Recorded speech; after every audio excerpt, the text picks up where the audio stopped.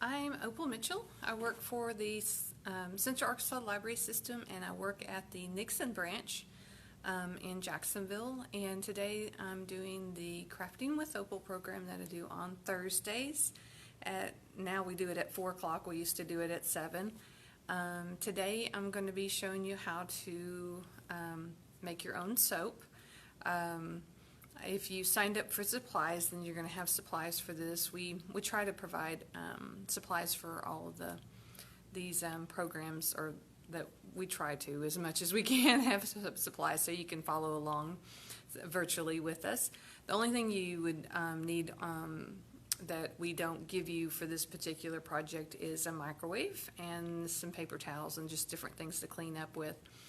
But I'm going to go ahead and switch the camera around so you can see the supplies.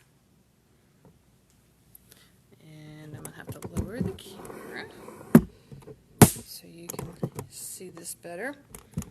Alrighty. These are going to be the things that you got whenever you signed up for the program. I wanted to show you, actually, you got the soap already cut up like this. Into pieces, so you didn't have to worry about cutting it up. But if you ever buy these supplies yourself, you will need something like this to cut it up with, because when you purchase it online in bulk, like this is the one I purchased on Amazon. It's a goat's milk soap.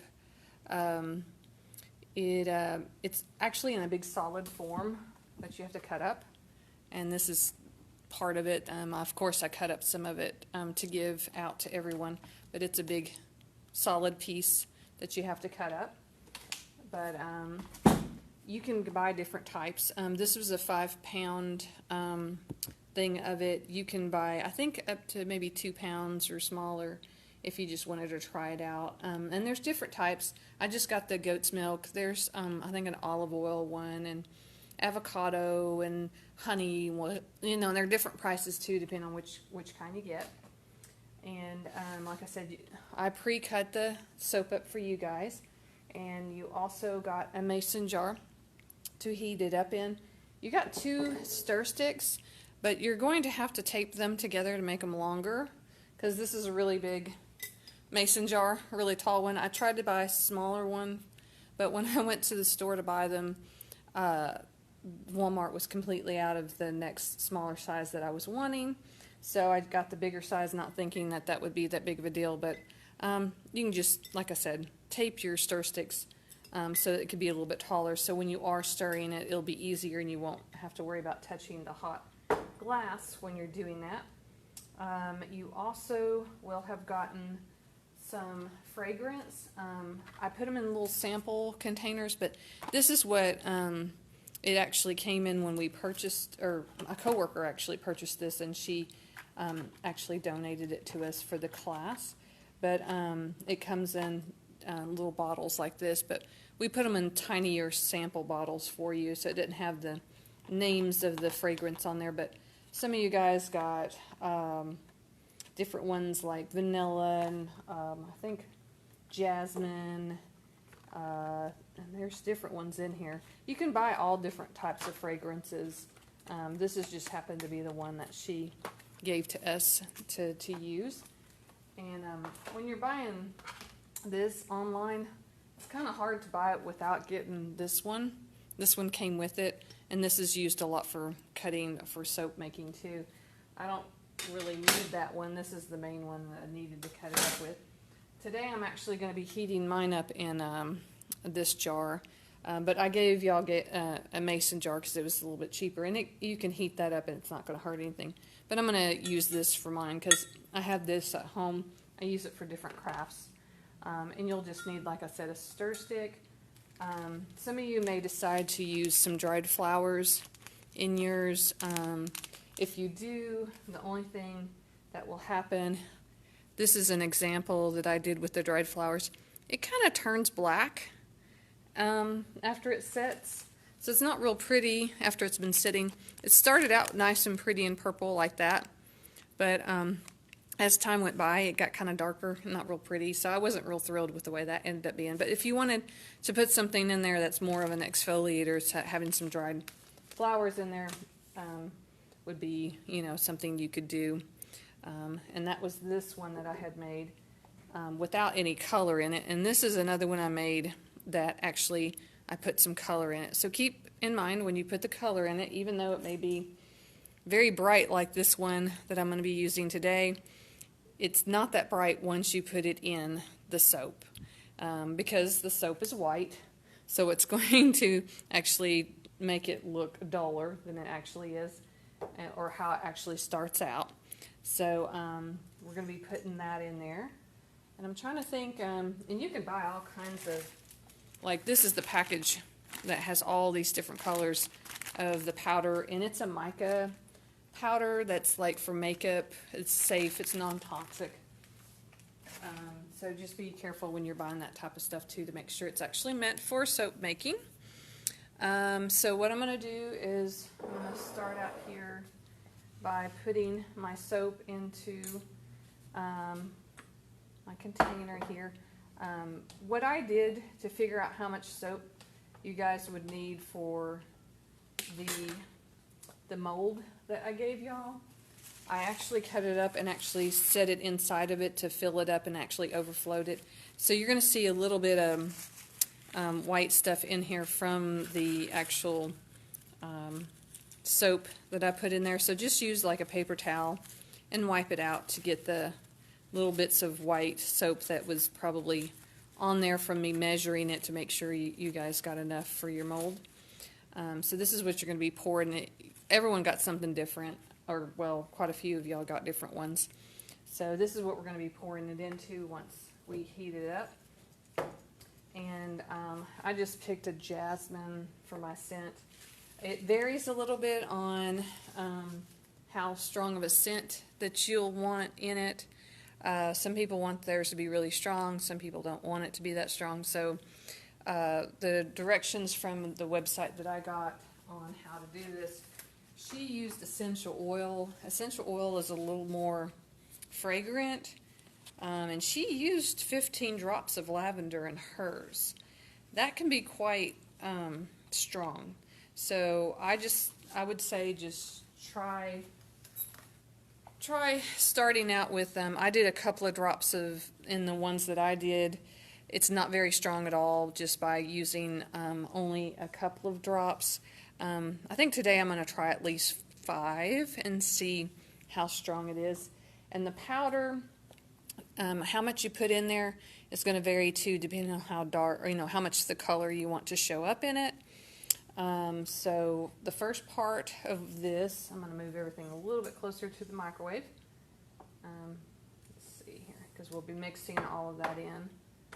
And there's my stir stick. Alrighty. So initially, you're going to start in the microwave for this. So let's do 30 seconds and see how much it melts. And my turntable is not working on this. Oh, that's disappointing. This is the microwave we use for the meeting room, so it's had some rough use whenever we were doing kids programming in here, so that's probably why the turntable's not turning. So it's probably not going to do as good of a job of melting it. But do 30 seconds first. And wow, that actually microwaved really well. So even though it wasn't moving, I see some lumps in there, so kind of stir it. That might be all that I have to do. But if yours is a lower heat, like your microwave is not as have as much wattage to it, you might have to do it for 10 more seconds at a time. After you do 30 seconds, just do 10 more seconds, and then 10 more seconds. Don't do it more than that after the first 30 seconds that you do. And you just want to stir it until it's completely liquefied and there's no lumps left in it. And so I'm going to start with my scent that I'm going to put in here, and I'm going to drop 1, 2, 3, 4, 5, and see how much I can smell this. It's not very strong. I'm going to do a little bit more. 1, 2, 3, 4, 5. And the little bottles that y'all got, you'll have to shake yours because it's actually glass sample bottles. Yeah, I can actually smell something now. I like that. So just kind of keep adding it until you get how strong of a smell that you actually want. And then for the mica powder, when I bought it, it came with this little spoon. And just shake a little bit amount of the color in there and kind of stir it and see what it looks like. I gave y'all about 1 scoop from this little spoon. So it might be too much. So I'm just going to tap it in there a little bit because I don't know if I want to use the full amount of this or not. I'm going to see how it looks.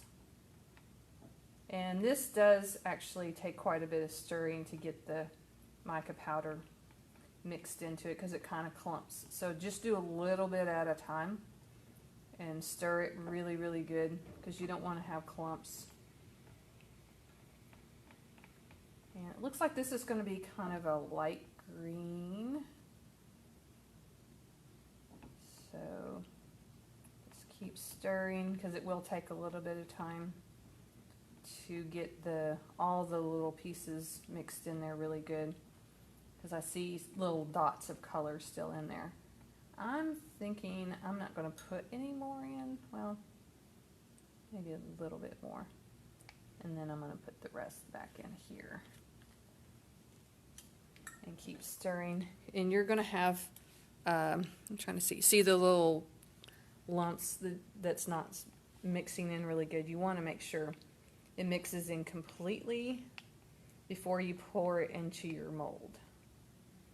So, and if at this time, after you get your color in, that would be a good time to add any dried flowers if you wanted to put it in there. And then, like, of course, you know how some soaps that you can buy will have maybe ground almonds or something like that in there as a exfoliant. You could always do something like that if you wanted to. Let's see. So just make sure it's completely mixed and you don't have any like concentrated lumps of that color that you were mixing in here. I think I saw a little, yep, I saw one floating around in there. Just make sure it's nice and blended in. And if you want it to be more colorful, just keep adding your color, but a little bit at a time. And mine's starting to actually settle. And so I'm going to go ahead and pour it in here. And you don't want to overfill your mold.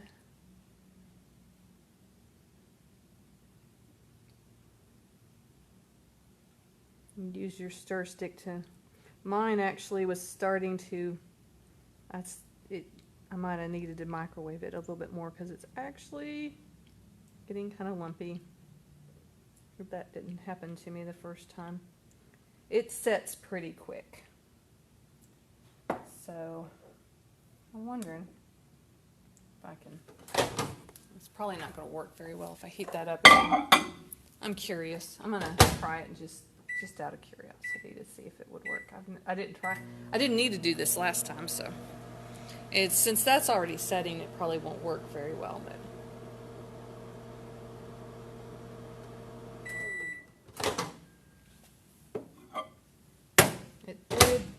it did dissolve, so that'll be interesting to see. So I get the rest of this poured in there.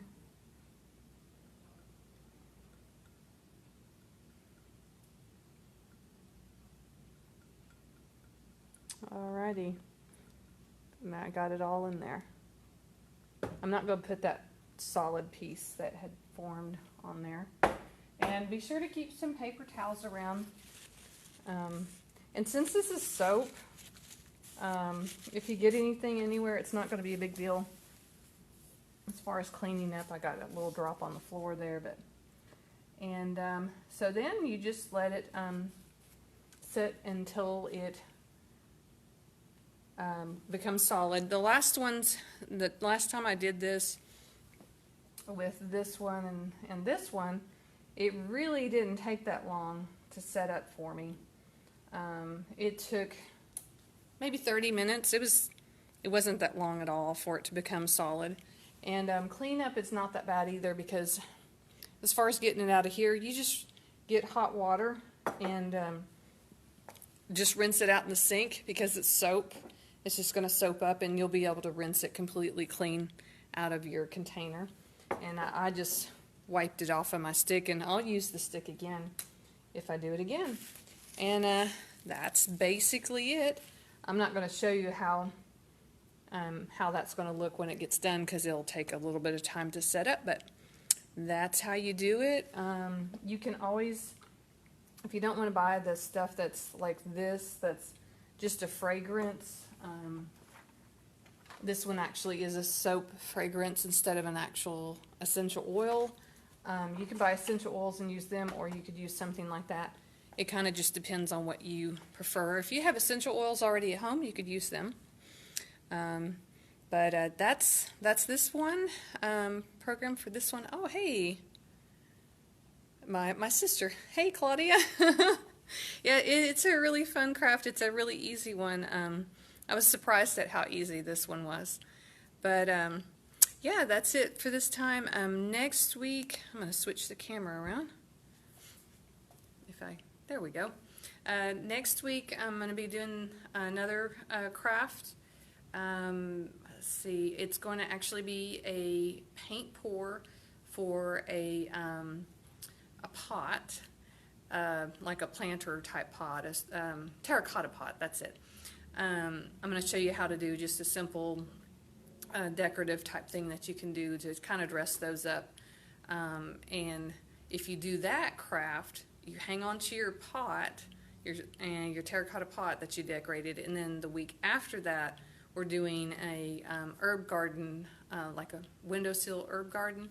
So you could save a terracotta pot for that program, and then you can pick up a plant from us, which we're doing basil, that you can plant in there and have it in your window and have some basil. So that'll be the week after. And then after that one, I think the last one of this month, Megan's going to be doing the program for me, and it's going to be a quilling class.